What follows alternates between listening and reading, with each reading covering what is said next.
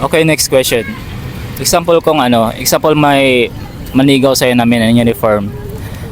May chance ba gusto niyo, preferred niyo ba yung mga men in uniform? May chance ba ganun? Or wala? At bakit? So, for me, personally with my own preference, ganun, hindi ko preferred yung mga MIU because there is siguro yung mga surrounding humors about sa kanila, and also syempre mostly yung mga MIU is saan sila like napapadpad or naa-assign, so pag hindi ko kaya yung parang long distance ganun, so mas preferred ko yung parang same field kami ganun. Yeah, nice. Ikaw. Well, for me, okay lang naman yung mga MIU, pero hindi ko siya preferred. Pero if ever man, kasi we don't know, diba?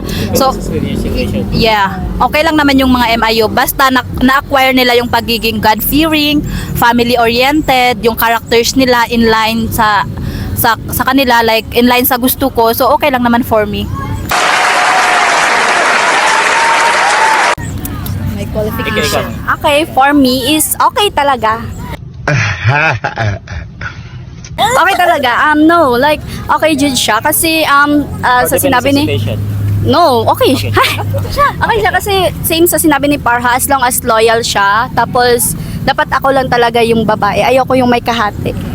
Yes. Wala siya kabit ganun. Yeah, kasi 'di ba minsan yung mga natin is parang merong sabit. Ayoko yung ganun. Gusto ko ako lang. Siya lang yung sasabi. Ako lang yung Ikaw lang mag-isa sumabit. Yes, ako lang.